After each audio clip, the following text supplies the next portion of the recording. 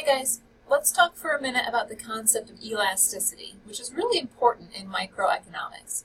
When we talk about elasticity, we're referring to sensitivity. So a buyer's sensitivity to the change in price of an item would be the price elasticity of demand. And we can measure elasticity in a variety of ways, but this is the one that we'll focus on. So if we're saying that a good is elastic, we're saying that buyers are very responsive and sensitive to a change in the price of that good. If the good is inelastic, buyers may have a little bit of sensitivity, but not very much. And we measure that by comparing the percentage change in the quantity that's demanded of the item. We compare that to the percentage change in price. So, for example, if the price of coffee went up 5%, but the quantity demanded of coffee went down 10%, we see a lot of responsiveness and sensitivity from the buyers. We'd call that good elastic. If, on the other hand, the price of coffee went up 5% and the quantity demanded went down only 2%, we see a little bit of sensitivity, but not as much as that change in price. And so we'd call that good inelastic in that example. When we're comparing the percentage change in quantity to the percentage change in price, we use something called a midpoint formula. And I want to encourage you to read your book and understand why we use the midpoint formula. But let's go through a quick example so you can see how it's used.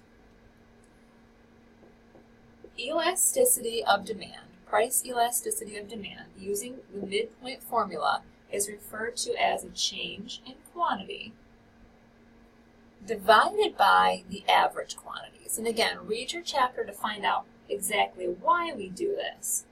But it helps us to account for the fact that sometimes quantities go up, sometimes quantities go down. We're not necessarily worried about direction of change. We're just looking to get an idea for how much it changed.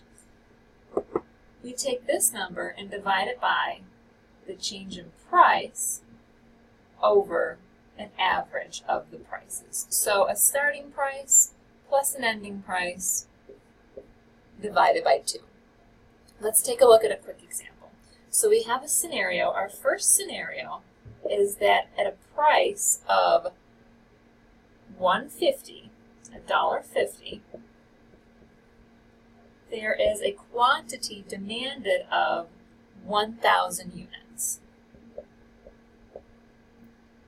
If the price goes up, in scenario 2, the price goes up to $2, we now have a quantity demanded of 950 units. So what we're seeing here, scenario 1, a price of $1.50, people demand 1,000 units of this good. When the price goes up, as we'd expect based on the law of demand, people only demand 950 units. The quantity demanded goes down. We would expect to see this based on the increase in price. Now, let's use this midpoint formula for elasticity of demand to see if this good is elastic or inelastic. First, we're looking for the change in quantity. So the change in quantity, oops, I had a typo, guys. Let's use 900, excuse me. The change in quantity is going to be 100.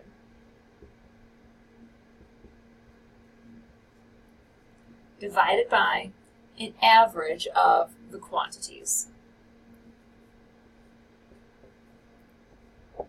We take this number and we divide that by the change in price, 50 cents, over an average of the prices. Now I have some of the math done already, but this gives us 0.1052. That's 100 divided by 950. 0.1052 divided by 0.2857.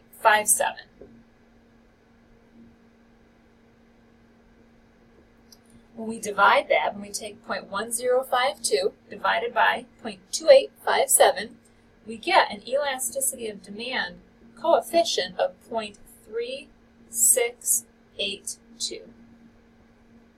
So what that's telling us is that buyers were a little responsive to the change in price, but they didn't respond as much as the price changed.